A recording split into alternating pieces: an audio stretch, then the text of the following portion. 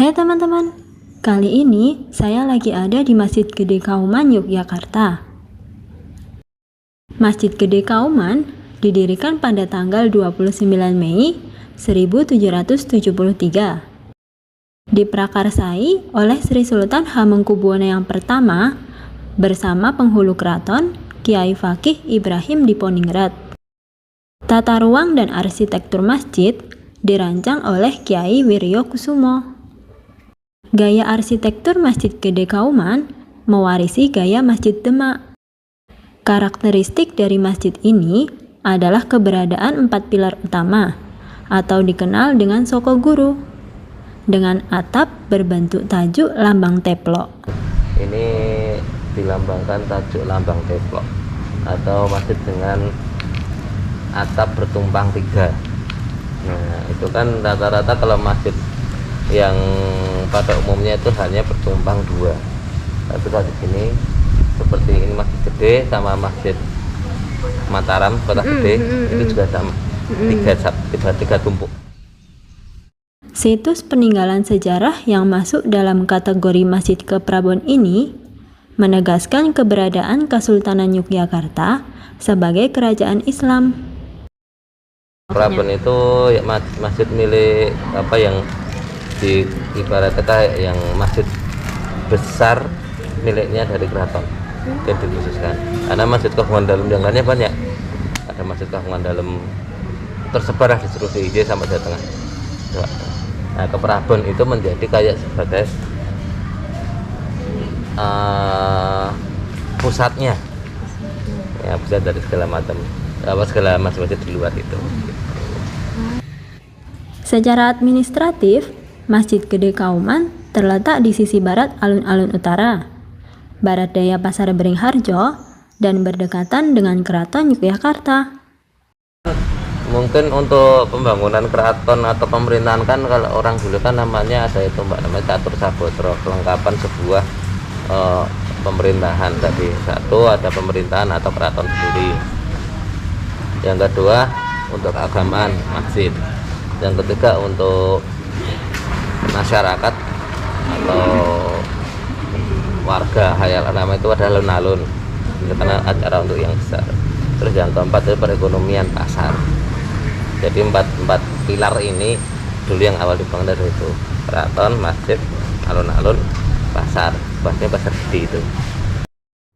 Masjid Gede mempunyai 2 bagian inti, yaitu ruang sholat utama dan serambi. Kenapa yang di serambi itu tampak wah dan tampak berlap, tampak indah? Itu memang di serambi itu disimbolkan dengan adanya ornamen berbentuk buah nanas. Nah, itu kan karena di hablum minanas untuk hubungan sama manusia ada menggunakan serambi. Nah, terus di setiap tiang itu ada satu ukiran yang khusus, itu ada namanya Putri Mikrong, atau boleh dibilang kayak kalau dilihat seperti putri yang terlihat dari belakang. Jadi dia nggak mau memperlihatkan wajah, cuma ada sumpingnya, badannya seperti kayak bahu ke bawah gitu. Nah, kenapa Putri Mikrong? Ya karena dia malu. Nah, itu ukiran khusus di mana raja itu akan lenggah atau duduk di situ. Biasanya kalau ada tempat atau pendopo atau bangsal yang ada ukirannya kayak gitu, itu biasanya digunakan untuk raja duduk. Tapi kalau nggak ada nggak bakal. Nah, sedangkan di dalam kenapa polos ya, ada banyak sekali ornamen, kecuali 3 bangunan maksuro, mihrab sama mimbar yang berlatar belakang ada emasnya. Ini memang kalau mimbar untuk guru, mihrab itu untuk imam atau seorang pemimpin, dan maksuro ada tempat untuk dimana Sri Sultan atau raja itu melakukan sholat, tempat khusus, tempat khusus. Nah, di dalam kenapa polos ya karena itu hablum minallah. Jadi harus melepaskan semua benda dunia, kamu berada di dalam tujuanmu bertemu dengan Allah atau hubunganmu dengan Allah langsung, bukan dengan manusia. Masjid Gede telah mengalami beberapa kali pemugaran. Selang 2 tahun pendirian masjid, dilakukan perluasan berupa pembangunan serambi berbentuk limasan 2 tingkat. Pembangunan serambi bersamaan dengan pembangunan 2 bangunan tambahan yang disebut sebagai pagongan.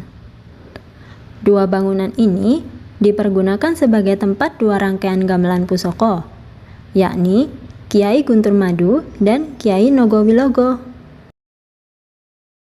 Kedua gamelan ini dimainkan selama berlangsungnya upacara sekaten. Pada tahun 1740, dibangun regol atau pintu gerbang masjid.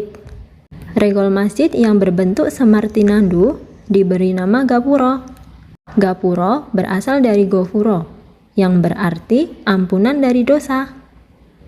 Sedang bentuk semartinandu melambangkan sosok teladan yang mengasuh para kesatria dan raja, sehingga layak mendapatkan penghargaan setinggi-tingginya. Masjid Gede Kauman ini dibuka buat umum nggak selama pandemi sekarang ini? dan anjuran dari pimpinan Tarjih atau putusan dari Tarjih Muhammadiyah, masjid boleh dibuka hanya untuk warga sekitar masjid. Nah, tapi berhubung karena ini masjid raya provinsi, ya mungkin ada sedikit perbedaan mengenai kebijaksanaannya. Mungkin bagi orang luar atau apa ya dibilang kayak orang yang dari luar area sini hendak sholat, kalau pas sesuai dengan jamnya sholat atau jamnya dibuka masjid itu nggak apa-apa. Tapi kalau selepas sudah selesai dari acara jamaah, ya kita mohon maaf, kita tutup gitu. Kan ini kan mau puasa ini Pak. Nah, itu ada acara nggak di Masjid Gede ini? Insya Allah akan diadakan tarawihnya ya. Insya Allah ada, tapi tetap dengan tadi anjuran dari pimpinan Persatuan tadi hanya untuk khusus warga sekitar masjid. Tapi selepas tarawih ya udah harus segera meninggalkan masjid lagi. Seperti tadi waktu zuhur selesai sholat tidak duduk, langsung segera meninggalkan tempat. Terus untuk mungkin tambahan yang lebaran, mungkin sholat idnya bisa diadakan juga, tapi masih menunggu keputusan yang valid dari takmir nanti ke depan. Nah, sekian perjalanan kita di Masjid Gede Kauman, Yogyakarta. Kalau teman-teman suka, klik tombol like dan share ke teman yang lain ya. Jangan lupa subscribe dan nyalakan tombol loncengnya untuk mendapatkan update video dari kita. Terima kasih sudah menonton.